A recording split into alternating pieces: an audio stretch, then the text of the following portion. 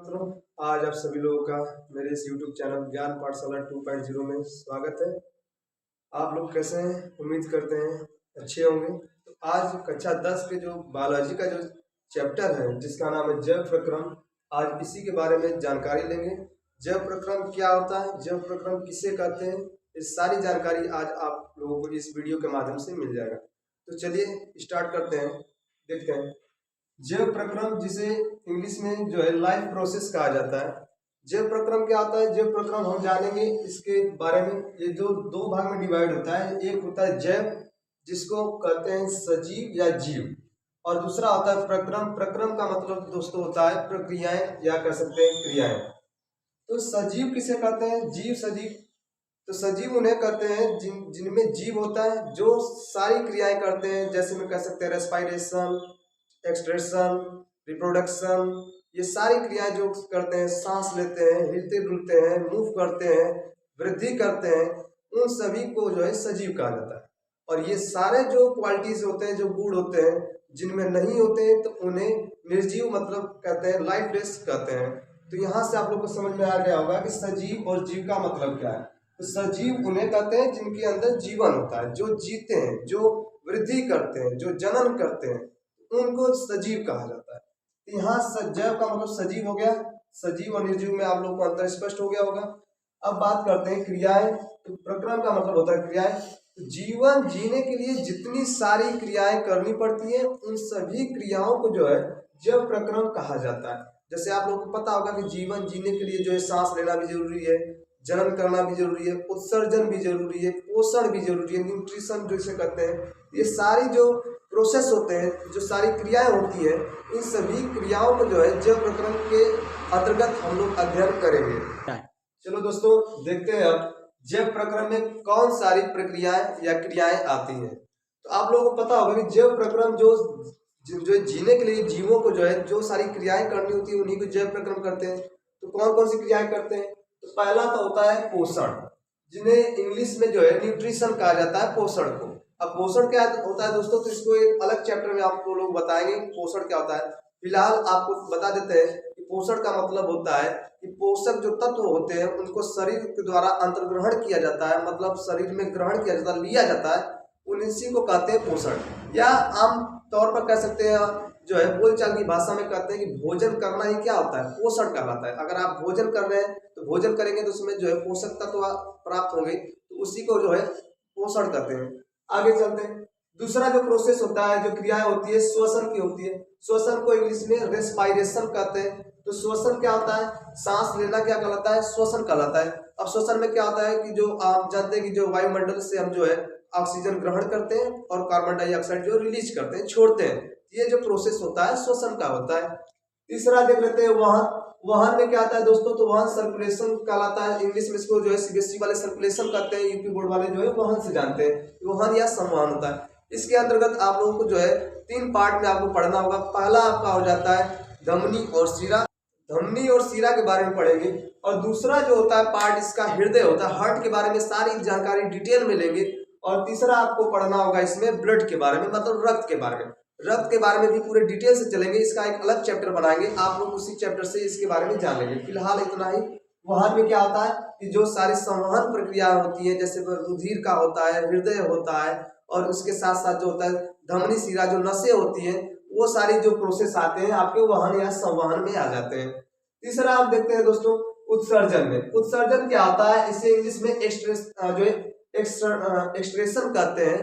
उत्सर्जन में क्या होता है दोस्तों कि जैसे जो है कोई भी सामान हमारे यूज में नहीं होता है, उपयोग में नहीं होता है, तो हम उस सामान को या उस वस्तु को क्या करते हैं कि उसे बाहर फेंक देते हैं। यूजुअली क्या करते हैं? बाहर फेंक देते हैं। जब हमारे काम ही की नहीं है तो हम उसे रख कर क्या करेंगे? तो वैसे हमारा जो बॉडी है, जो शरीर है, इसके अंदर भी कुछ ऐसे पदार्थ होते हैं जो कि उपयोग में नहीं होते, हानिकारक होते हैं। तो उन पदार्थों को शरीर के अंदर से बाहर निकालने का जब प्रोसेस होता है, जो क्रियाएं होती है, उस क्रियाओं को कहते हैं उत्सर्जन क्रिया। कौन सी क्रिया कहते हैं दोस्तों? उत्सर्जन। तो फिर से देख लेते हैं। तो जो हमारे शरीर के अंदर जो हानिकारक पदार्थ है, उत्सर्जित पदार्थ है, जैसे में आपका यूरिन आ जाता है, ठीक है, काइन आ जाता है, तो ये सब आते हैं, तो ये सब पसीने आ जाते हैं, तो इन सबको जो है शरीर से बाहर निकालने की जो क्रिया होती है, उस क्रिया को कहते हैं उत्सर्जन क्रिया। इसके बारे में भी डिटेल में चलेंगे।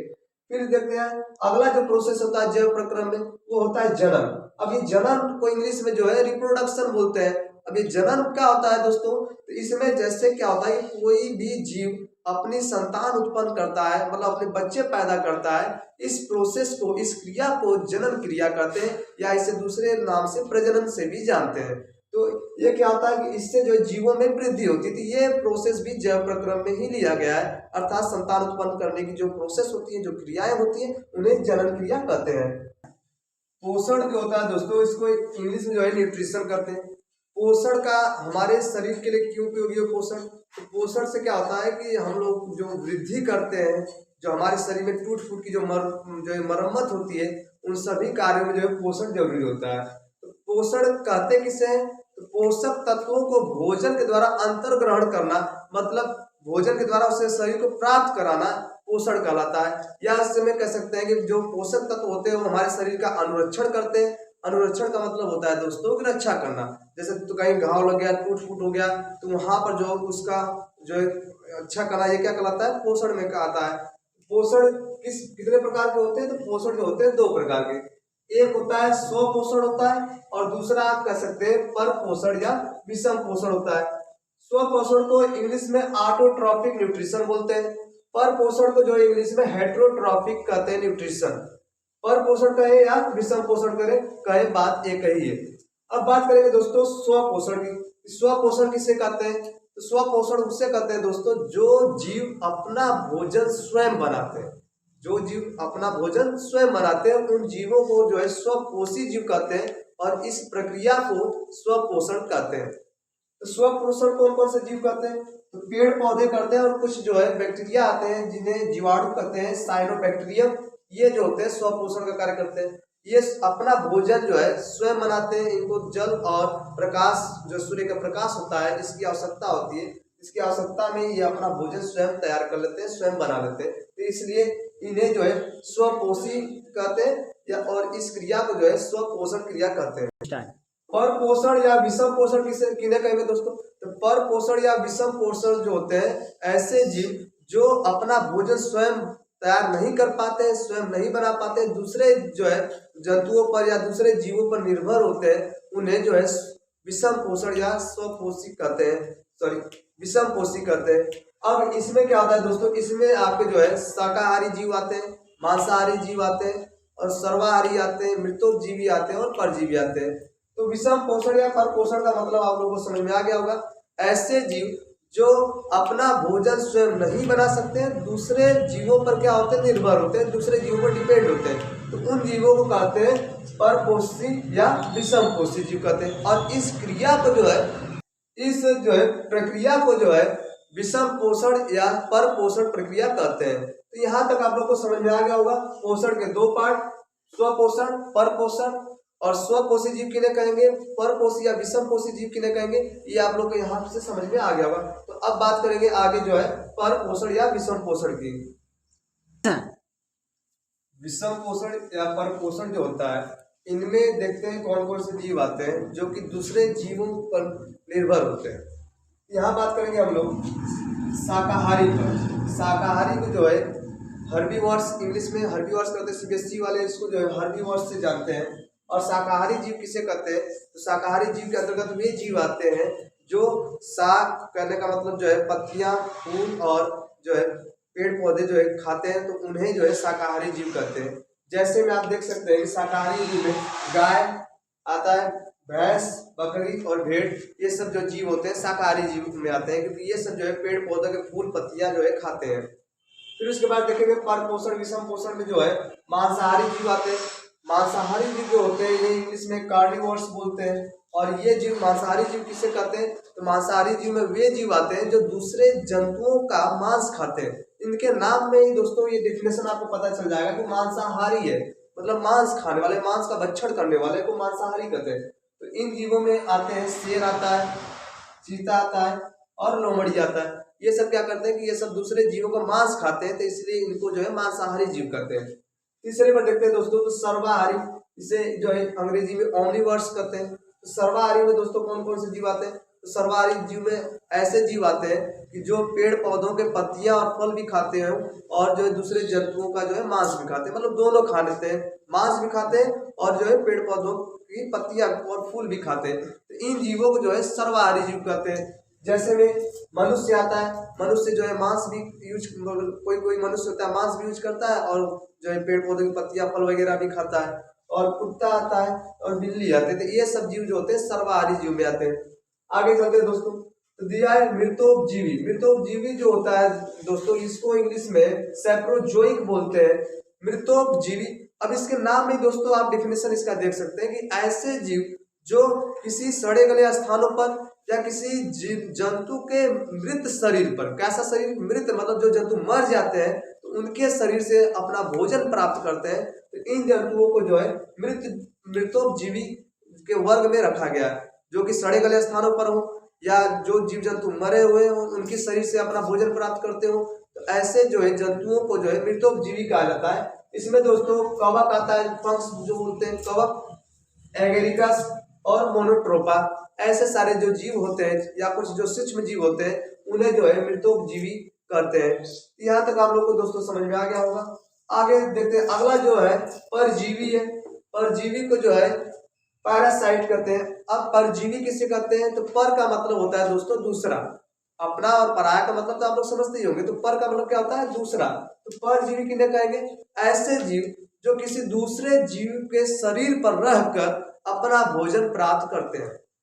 फिर से देख लेते हैं दोस्तों, परजीवी किसे कहेंगे, तो ऐसे जीव जो किसी दूसरे जीव के शरीर पर रहकर उनके शरीर से अपना भोजन प्राप्त करते हैं, तो इन जीवों को जो है परजीवी के श्रेणी में रखा गया है।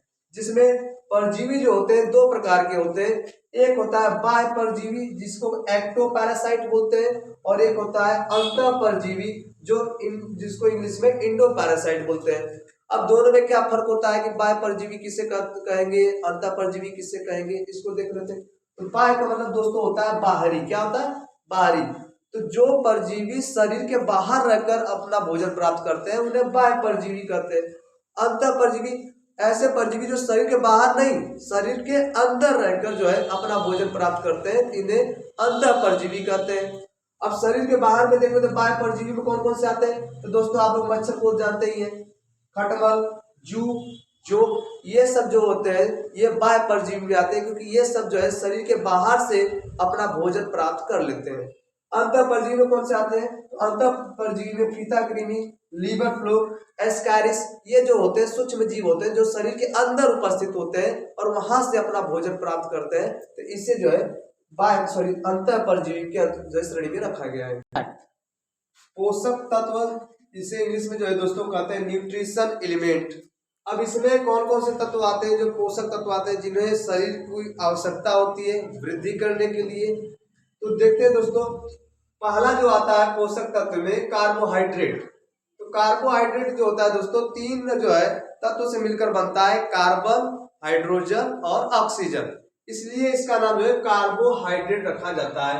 जैसे सी से जो है कार्बन हो जाएगा और O से ऑक्सीजन, हाइड्रेट का मतलब दोस्तों हो जाता है हाइड्रोजन से, जल से। तो कार्बोहाइड्रेट से क्या हमारे शरीर को क्या फायदा होता है, शरीर को क्या मिलता है, तो शरीर को जो है ऊर्जा मिलती है दोस्तों, क्या मिलता है ऊर्जा। और ये जो है कार्बोहाइड्रेट अधिक से अधिक मात्रा में चावल में, गेहूं में, इस सभी जो है तत्वों में कार्बोहाइड्रेट की मात्रा मिल जाती है। कार्बोहाइड्रेट से दोस्तों कितनी ऊर्जा मिलती है, अगर इसको जानना है तो कार्बोहाइड्रेट से जो है 4 कैलोरी ऊर्जा मिलती है। आगे चलते हैं, दूसरा जो तत्व है दोस्तों वसा। वसा को जो है इंग्लिश में फैट बोलते हैं। वसा कैसे मिलते हैं, तो जितने सारी तेलयुक्त चीजें होती है, तेलीय चीज होती है, जैसे में आपका घी आता है, वनस्पति तेल आता है, वो सारी तेलयुक्त चीजों में वसा मिल जाता है। वसा का मतलब दोस्तों हम कह सकते हैं चर्बी होता है, यह तेलीय पदार्थ हो गया। वसा का हमारे शरीर में क्या काम है, तो वसा हमें जो है ऊर्जा भी देती है और साथ साथ जो है रक्षा भी करती है शरीर की। और ये जो है सबसे ज्यादा अगर बात की जाए कि सबसे ज्यादा किसमें जो है ऊर्जा मिलती है, तो सबसे ज्यादा दोस्तों मिलती है वसा। कितने कैलोरी मिलती है, तो 9 कैलोरी ऊर्जा मिलती है। सबसे ज्यादा कैलोरी जो है ऊर्जा इसी वसा में मिलती है। तीसरा जो होता है दोस्तों प्रोटीन होता है। प्रोटीन का कार्य क्या है हमारे शरीर में, तो प्रोटीन का हमारे शरीर में कार्य है शरीर की मरम्मत करना। जो चोट वगैरह लग जाता है, घाव लग जाता है, तो उन सब की जो टूट फूट की जो मरम्मत होता है, उस मरम्मत को प्रोटीन जो है पूर्ण करता है। ये प्रोटीन कहाँ से मिलता है? तो दलहन पदार्थ खाने से। दलहन का मतलब जितनी सारी जो दालें आती है जिसमें अरहर को जो है पौष्टिक माना जाता है, और इसके बाद सोयाबीन होता है दोस्तों, अंडा होता है, इन सब में प्रचुर मात्रा में जो है प्रोटीन मिल जाता है। प्रोटीन से कितनी जो है ऊर्जा मिलती है दोस्तों? तो प्रोटीन से मिलती है 4 कैलोरी ऊर्जा मिल जाती है प्रोटीन से। आगे चलते हैं, विटामिन की बात करें तो विटामिन भी एक पोषक तत्व में आता है। विटामिन क्या करता है दोस्तों? तो विटामिन जो है रोग प्रतिरोधक क्षमता बढ़ाता है, मतलब रोगों से लड़ता है। हमारे शरीर के अंदर जो रोग होते हैं उन रोगों से जो है विटामिन लड़ने में सक्षम करता है, क्षमता देता है, क्षमता प्रदान करता है। अब ये विटामिन कहाँ से मिलता है? तो दोस्तों विटामिन जो है हरी सब्जियां, फल इत्यादि मांस आदि खाने से जो है हमारे शरीर को विटामिन मिल जाता है। अब दोस्तों यहाँ आप लोगों को पता चल गया होगा कि विटामिन से हमारे शरीर को क्या जरूरत है, क्या आवश्यकता है, जो है वसा से क्या आवश्यकता है, कार्बोहाइड्रेट की क्या आवश्यकता है। अब इसमें बात करें अगर दोस्तों विटामिन से अगर ऊर्जा की, तो विटामिन में ऊर्जा नहीं मिलता है। ऊर्जा सिर्फ जो मिलता है प्रोटीन में, वसा में और कार्बोहाइड्रेट में। अगला बात करें तो खनिज लवण होता है, इसे इंग्लिश में मिनरल्स बोलते हैं। और ये खनिज लवण क्या होता है? इस खनिज लवण में दोस्तों अकार्बनिक पदार्थ होते हैं, मतलब ऐसे पदार्थ जिनमें कार्बन की मात्रा बिल्कुल भी नहीं होती है, और जल होता है, ये अकार्बनिक पदार्थ होते हैं। अब इसके बाद देखते हैं दोस्तों कार्बोहाइड्रेट की अगर बात करें तो कार्बोहाइड्रेट जो होता है इसे शर्करा बोलते हैं। शर्करा मीठा होता है। कोई भी चीज अगर आप खाएंगे, जैसे में अगर चावल खा रहे तो चावल भी आपको हल्का सा मीठा लगता है, दाल खाते हैं दाल भी आपको हल्का सा मीठा लगता है, तो जो मीठापन होता है उसी को शर्करा या कार्बोहाइड्रेट बोलते हैं। कार्बोहाइड्रेट के 3 पार्ट होते हैं। पहला होता है मोनोसेकेराइड, जिसे ग्लूकोज या फ्रक्टोज आता है। मोनोसेकेराइड में क्या आता है दोस्तों? तो ग्लूकोज या फ्रक्टोज आता है। फिर उसके बाद दूसरा जो होता है डाइसेकेराइड आता है। डाइसेकेराइड में जो होता है, डाई का मतलब दोस्तों होता है 2, तो इसमें 2 सेकेराइड आएंगे। कौन कौन से आएंगे? तो ग्लूकोज भी आएगा प्लस करके जो है फ्रक्टोज भी आएगा। जब दोनों को मिला देंगे तो डाइसेकेराइड हो जाएगा। तो आगे चलते हैं, तीसरे नंबर पर आता है पॉलीसेकेराइड। ये सब कार्बोहाइड्रेट के ही पार्ट होते हैं। पॉलीसेकेराइड में आता है दोस्तों स्टार्च, जिसे हम लोग चोकर कहते हैं। अब स्टार्च या इसे दूसरी नाम से मंड के नाम से भी जानते हैं। स्टार्च क्या होता है दोस्तों? कोई भी अनाज जो हम लोग खाते हैं, वो अनाज का जो छिलका होता है बाहर का, वो उसी को स्टार्च बोलते हैं या मंड बोलते हैं। जैसे मैं यहाँ पर हम लिख दिए चोकर, जैसे जो गेहूं का जो छिलका होता है उसे हम चोकर के नाम से जानते हैं। और भी जो है दालें होती हैं और उन सबके जो छिलके होते हैं वो जो है चोकर के नाम से जाने जाते हैं। तो इन सब छिलकों को स्टार्च कहा जाता है। वो अमाशय वाले पार्ट में आप लोगों को बताया जाएगा कि इसका पाचन कैसे होता है। सेल्यूलोज जो होता है, आप लोगों को पढ़ाया गया होगा कि जो पेड़ पौधों की जो कोशिकाएं होती है, उनकी जो छाले होती है वो किसकी बनी होती है? तो सेल्यूलोज की बनी होती है। जो पेड़ पौधे होते हैं उनके जो बाहरी जो छाल होती है, जो वो परत किसकी बनी होती है? तो सेल्यूलोज की बनी होती है। तीसरा बात करें अगर काइटिन की, तो काइटिन जो होता है दोस्तों, जैसे जो छोटे छोटे कीट होते हैं उनकी जो त्वचा जो बनी होती है, बाहर की जो सख्त त्वचा होती है, कड़ी त्वचा होती है, वो त्वचा काइटिन की बनी होती है। जैसे अगर हम बात करें मछलियों की, तो मछलियों के जो है चारों तरफ एक परत होती है, जिस परत को हम लोग छुड़ाते हैं, तो उस परत को छुड़ाकर तब उस मछली का सेवन किया जाता है। तो जो परत हम लोग छुड़ाते हैं, जो चमकदार परत होती है, उस परत को काइटिन कहते हैं। तो जो छोटे छोटे कीट होते हैं उनके बाहरी जो त्वचा होती है उससे क्या किस नाम से जानते हैं? काइटिन। ये सभी तीनों स्टार्च, सेल्यूलोज और काइटिन, ये सब पॉलीसेकेराइड में आते हैं।